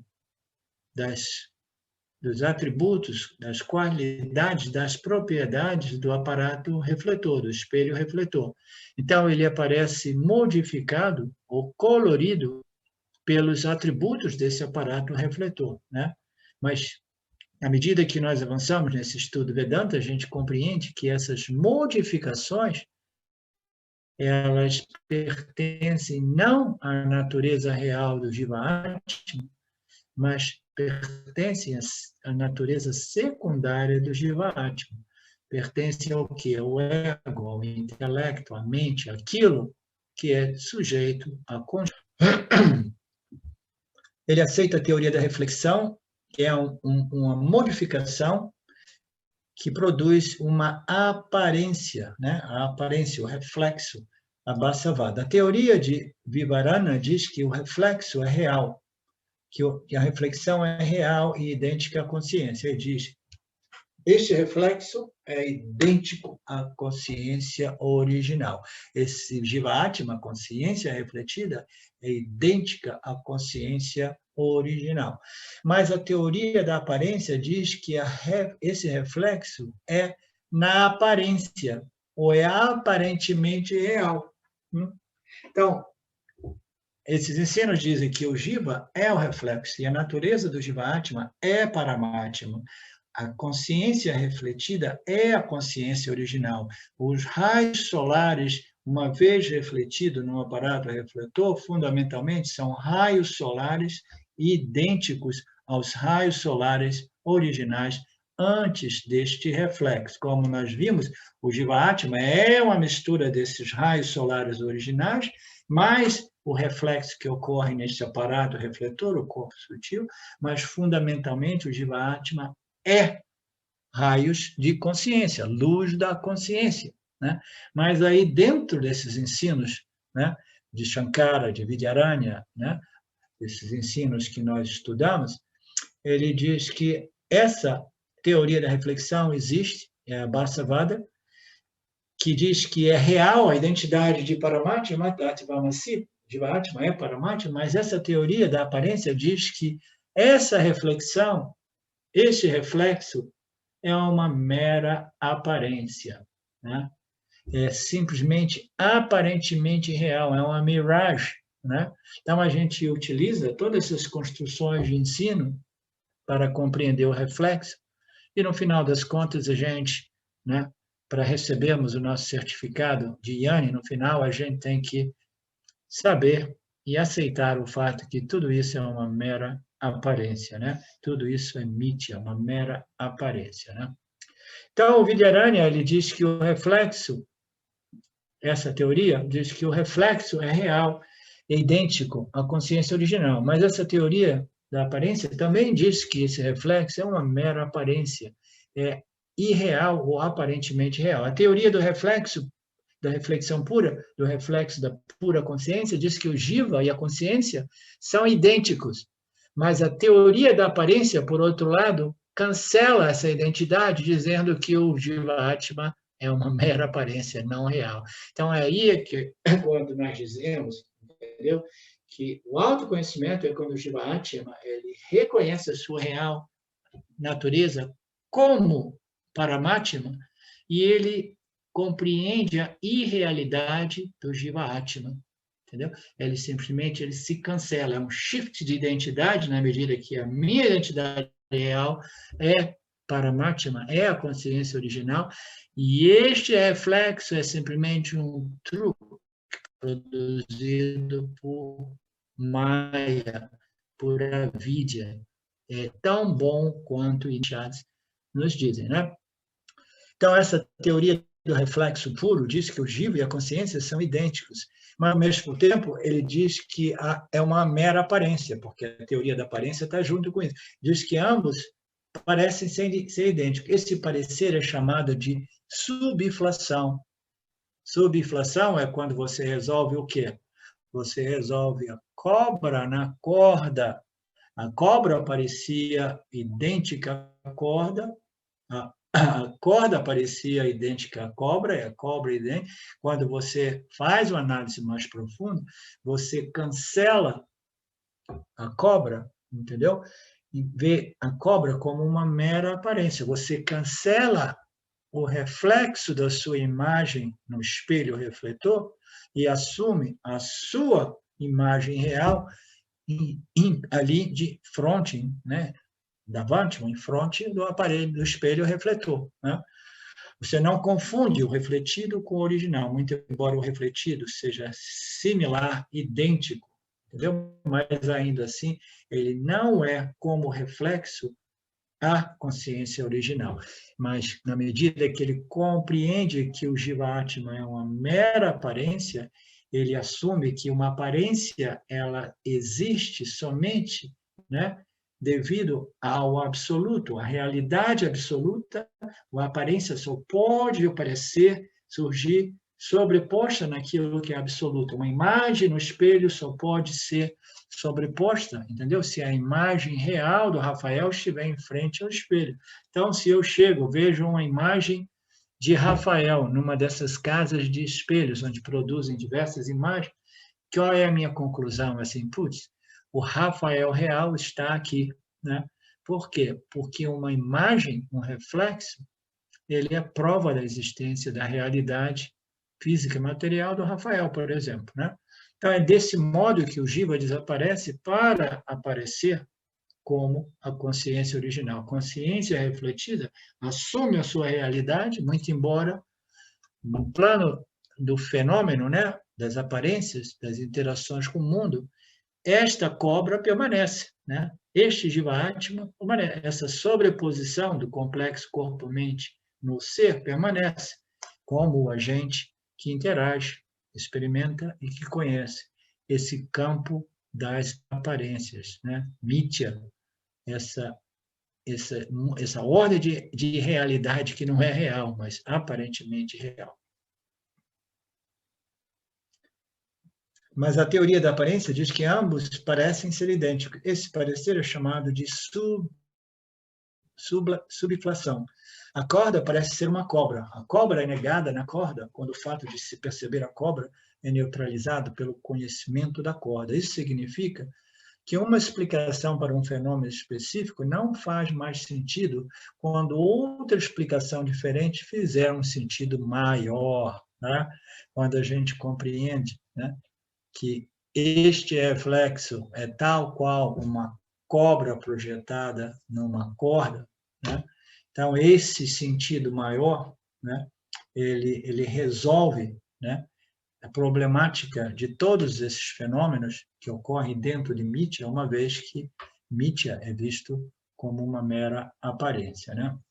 Então, tudo isso não faz mais sentido quando você tem uma explicação diferente que faz um sentido maior, mais absoluto, né?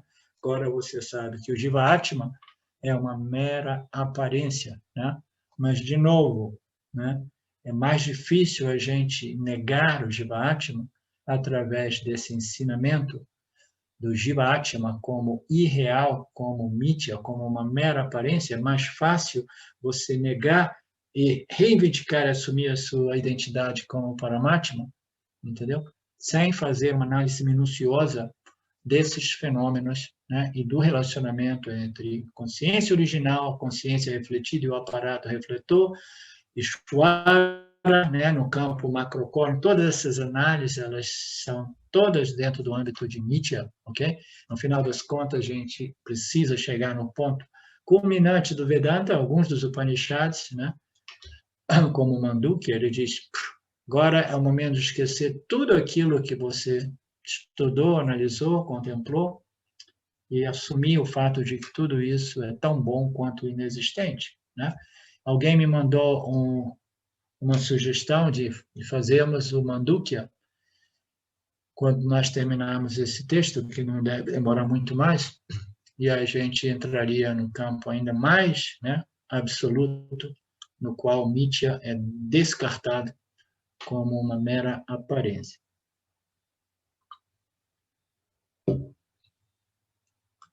Esses argumentos são minuciosos demais, são desnecessários, né? Isso é o James colocando uma questão para o grupo. Você acha esses argumentos muito minuciosos e desnecessários? Ele diz sim e não. No que diz respeito ao moksha, sim, eles são muito minuciosos e, de repente, não necessários. E se a distinção entre sujeito e a consciência e os objetos que nela aparecem, já foi bem compreendido. Então, se o indivíduo já compreendeu bem a diferença entre o sujeito, que é a consciência original, e o objeto, Jiva-Atma, que percebe objetivamente o mundo dos demais objetos ao seu redor, se a gente compreendeu, se a gente processou essa discriminação, né, de modo, né, adequado e profundo, né, então esses ensinamentos são quase que desnecessários. Neste caso, Ishvara e Jiva são apenas objetos de pensamento aparecendo na consciência, né? Se a gente não precisa de ensinamento, sei lá, objetos, eu sei que eu não sou nenhum desses objetos, então eu não sou os três corpos, eu não sou o aparato refletor, Ishvara não tem mais nenhum interesse em Ishvara, porque eu sei que Ishvara é um outro objeto, tudo isso ocorre dentro de mim, a única realidade, Satya, consciência original pura, né? Embora, do ponto de vista da realidade aparente, eles se refiram a objetos reais. Quando a gente está no aparente, tudo isso parece real. Quando a gente está realmente interagindo com o mundo, aí é aconselhável que a gente se comporte, né, observando este mundo aparente como uma realidade, né, respeitando as leis de Ishvara, né, respeitando Ishvara como o Criador, o sustentador e aquele que nos concede os nossos parabada karmas de momento a momento. Então, no âmbito do irreal, no âmbito dessa realidade aparente, é importante que a gente leve em consideração todas essas nuances, né, que definem bem esses papéis, né, do Jiva em relação a Ishvara, o mundo e a consciência original pura, né? Como objetos de conhecimento, eles podem ser descartados como não ser. Sim, se nós já compreendemos, né, extensivamente o que é um sujeito e o que é um objeto, tudo isso pode ser descartado como meros objetos de conhecimento, né? Mithya, o não ser.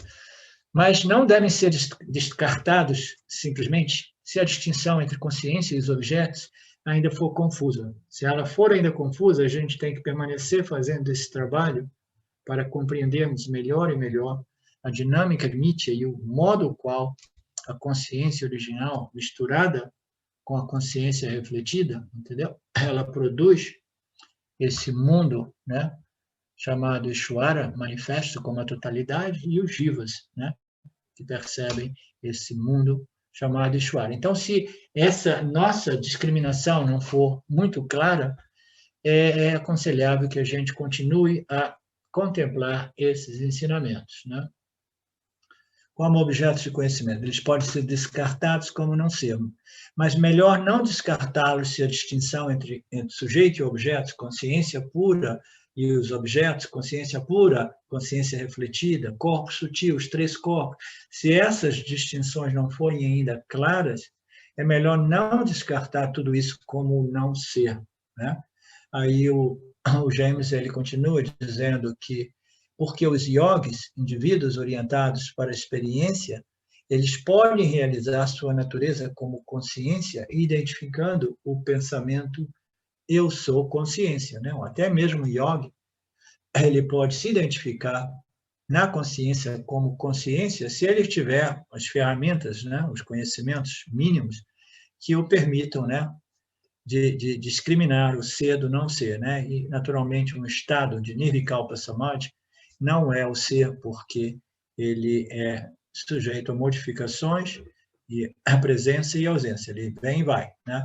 Então, o yogi, indivíduos orientados para a experiência, o yogi ele gosta de experiência, até mesmo eles podem realizar a natureza absoluta como consciência, se eles se identificarem com esse pensamento eu sou consciência, ao invés de eu sou o jiva que experiencia a consciência. Eu sou a consciência, ao invés de que eu sou o jiva e eu estou experienciando a consciência. Eles podem realizar a sua natureza quando este pensamento surge no corpo sutil. Para fazer isso, eles precisam considerar o reflexo como sendo real. Como os yogis... Deixa eu ver uma coisa aqui. Mas não, se a distinção entre a consciência e os objetos não for clara, porque os yogis, indivíduos orientados para a experiência, podem realizar sua natureza como consciência identificando o pensamento eu sou consciência, quando ele surge no corpo sutil, quando esse pensamento surge.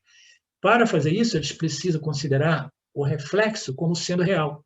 Como os yogis não estão atentos à distinção entre consciência e os objetos que ocorrem na consciência, eles se consideram conscientes e veem o ser como objeto, quando na verdade é o contrário. Então, eles inevitavelmente, quase invariavelmente, os yogis, eles se consideram o ser, entendeu? O meditador, o yogi, eles podem obter esse conhecimento, mas eles não estão, em geral, atentos a essa distinção entre a consciência e os objetos que ocorrem dentro dela, né? Eles se consideram conscientes, autoconscientes como o ser, e veem o ser como objeto. Essa inversão de relacionamento entre o Jiva-Atma e o ser, né, ocorre no mundo do yoga. Ele vê o ser como objeto, quando, na verdade, é o contrário.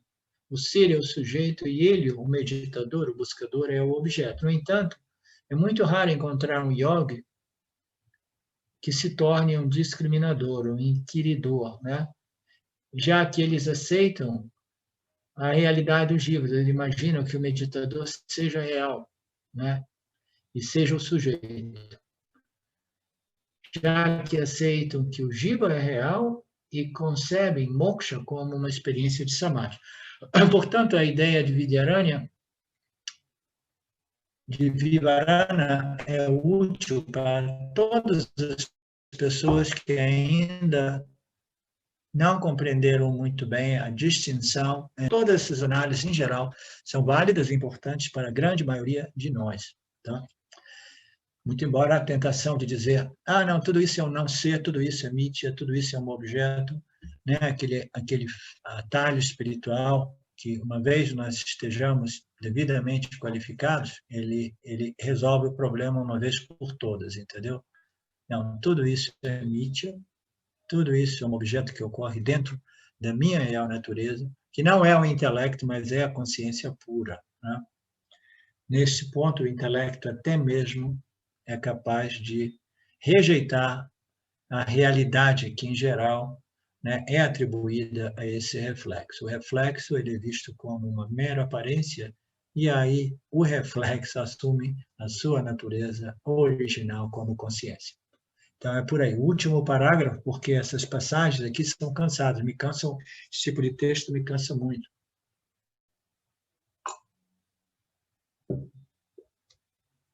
Esse argumento pode ser rastreado até os Upanishads, que apresentam tanto o yoga quanto o Vedanta como meios para a realização, a autorrealização.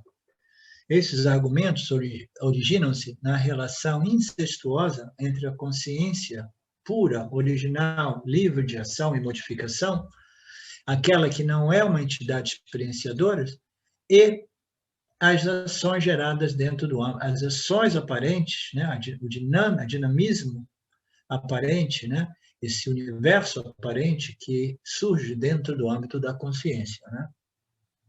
Então, todos esses argumentos, eles foram rastreados até o início dos Upanishads, né, que apresentam a yoga também como um meio de autorrealização, né? E origina-se na relação incestuosa entre a consciência sem ação e o mundo da ação, né? Nitya, né? Onde tudo se modifica de momento a momento. Na verdade, não existe distinção, porque a realidade é não dual. Mas existe uma distinção aparente se levarmos em conta o mundo, ou, em outras palavras, Mithya. Se a gente vive em Mithya, a gente leva em consideração Mithya, né? Quando a gente analisa a nossa experiência dentro do âmbito de Mithya, a gente encontra essas distinções, né, entre o quê? A consciência original, a consciência refletida, chamada Jivatma, Tathagata, que é Ishvara refletido. Então, todas essas distinções existem dentro do âmbito do aparente, né? Então, é importante, a menos que nós estejamos prontos para essa discriminação final entre o ser e o ser aparente. E por falta de entendimento dessa aparente distinção, os jivas permanecem atados à experiência, porque eles não compreenderam realmente a natureza mithya, né, de Jagata, né? O que é o Vedanta? O Vedanta é a escola que parte do pressuposto, né, né, através da lógica, a realidade do ser é a não dualidade, né? Mas, a menos que a gente tenha compreendido isso profundamente, a gente permanece ainda, né, atado aos objetos do campo. Por quê? Porque, de um modo ou de outro, a gente ainda atribui realidade a Mithya, aquilo que é uma mera aparência, né? No final das contas, é tudo, né, é tudo amarrado ali, na crença de que o mundo é real, né? E o Jiva permanece atado à experiência. A opinião que eu endosso é que o yoga é um meio indireto adequado para preparar a mente. Vedanta é um meio direto, porque a realidade é não dual. Portanto, a solução final só pode ser o conhecimento, que não é uma ação. Então, o Vedanta é um meio, né? É uma escola, é uma metodologia de ensino, né, que produz o reconhecimento a respeito da real natureza de Ishvara, Jiva e Jagata como Brahman, né? E isso só pode ser feito através da compreensão, não através da ação. Mas, ainda assim, as ações do tipo, né, Karma Yoga, determinadas ações dármicas com uma determinada atitude religiosa, espiritual, né, as meditações profundas propostas pelos yogis, pelas escrituras, né, do Yoga Sutras, etc. Não somente isso, mas até mesmo, né, as análises, né, as disciplinas de controle dos pensamentos, dos órgãos sensoriais, dos órgãos de ação, todas essas ações, sejam elas mentais, repetições de mantras, né, intelectuais, verbais e físicas, todas essas ações, né, elas jamais produzirão aquilo que nós já somos, aquilo que nós já possuímos, né? Então, o Vedanta, ele aparece no fim desse processo de busca, né, como um conhecimento, né, daquilo que é a nossa realidade sempre presente e infinitamente não limitada, né? Mas o Vedanta, ele abraça o yoga, né, e diz que o yoga faz concessões ao yoga, do mesmo modo que o Vedanta faz concessões ao Karma e o Dharma Yoga, entendeu? Porque são meios através dos quais o Jiva-Atma se purifica e desenvolve as qualificações necessárias para compreender, né, que ele já é a consciência infinitamente plena e ilimitada. Portanto, Vedanta é um meio direto. Todas as outras yogas são meios indiretos de autoconhecimento. Se a gente remove os meios indiretos e a gente parte para um meio direto, a gente corre o risco de não estar preparado para um meio direto, porque a gente só pode chegar na nossa destinação final. Suponhamos que a Silvânia queira vir até São Paulo. Mas antes dela sair lá e vir para São Paulo, digamos, ela tem que parar num outro estado. Ele só chega em São Paulo passando por aquela estação intermediária, né? Então, esses meios intermediários, eles são absolutamente necessários. A preparação é indispensável para a compreensão final, né?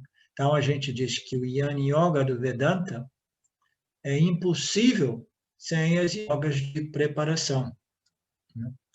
E a gente diz que as yogas de preparação são incompletas sem o Jnana Yoga, porque só o Jnana Yoga é que, né, completa a nossa jornada espiritual, né, a compreensão de nossa real natureza plena, né? O James, ele não gosta de usar a palavra Chidabhasa. Ele fez uma nota nesse livro dizendo que eu vou evitar essa palavra Chidabhasa. Chidabhasa é Chit, que é a consciência, Bhasa é um reflexo, né? Chidabhasa, eu acho uma palavra muito bonita e ela foi apresentada por Vidyaranya nesse texto, né? Então, o reflexo da consciência é o Chit, que é a consciência, Bhasa, que é o reflexo da consciência, ok?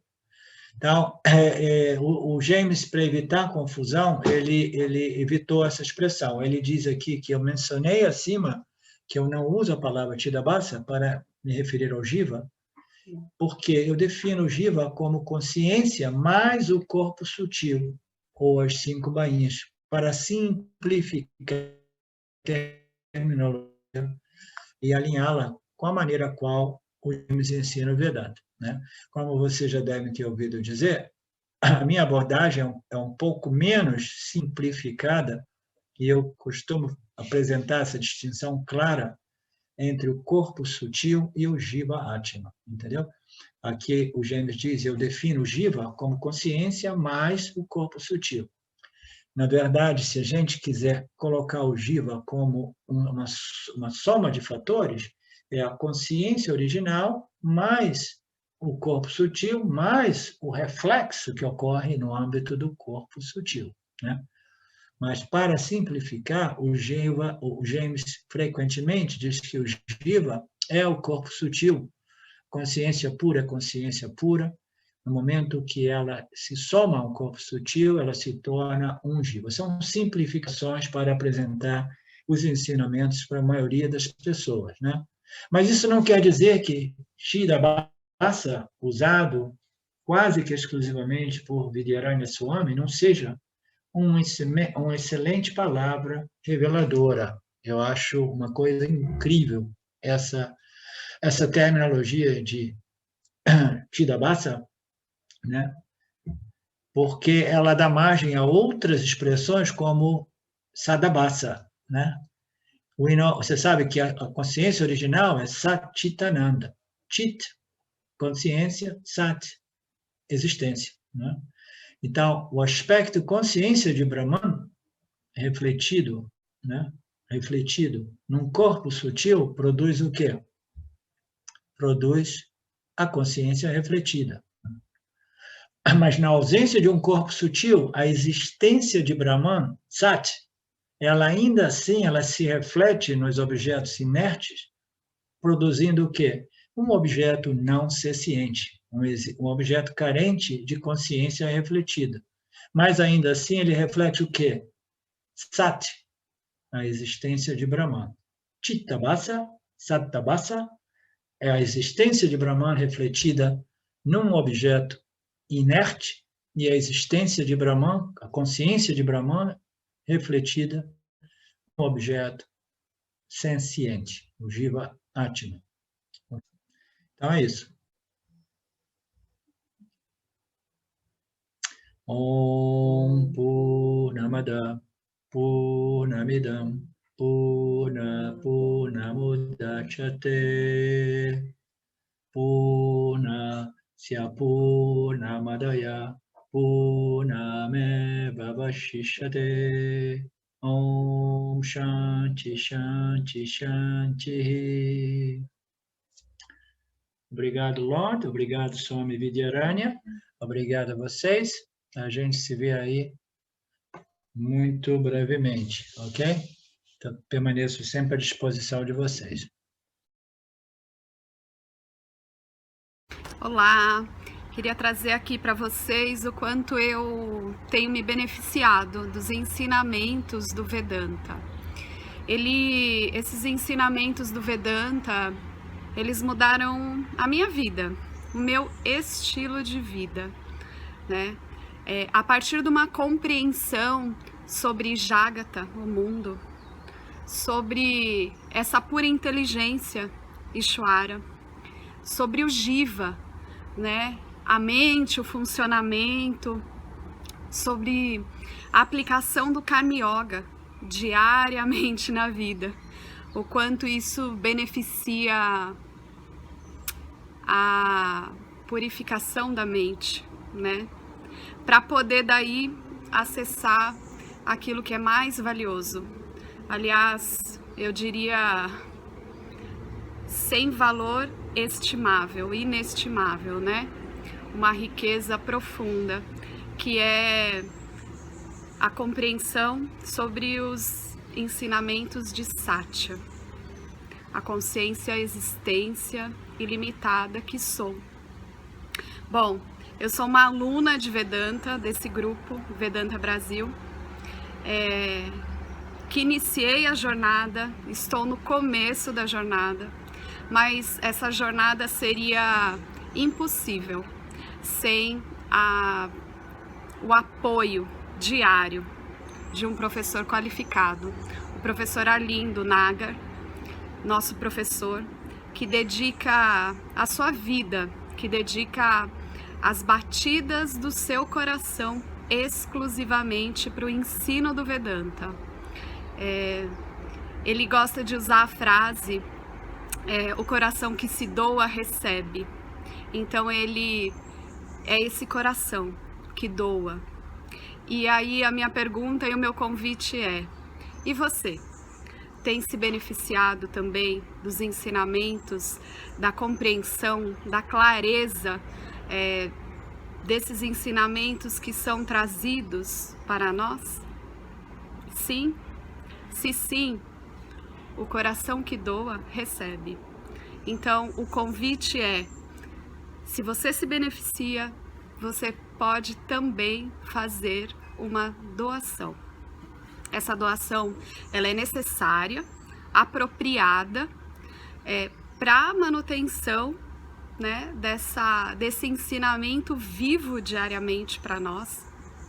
E é um convite para que a gente possa nutrir esse grupo com o dar e o receber. E se você se beneficia, tenho certeza, qualquer valor mensal é suficiente. É o valor que o seu coração sentir, mas é um valor apropriado. Bom, meu recado é esse. Eu agradeço imensamente e não tenho palavras para dizer o que é o Vedanta na minha vida. Só dizer gratidão. Gratidão, Ishwara, gratidão, professor, gratidão a Sampradaya, gratidão. Obrigada.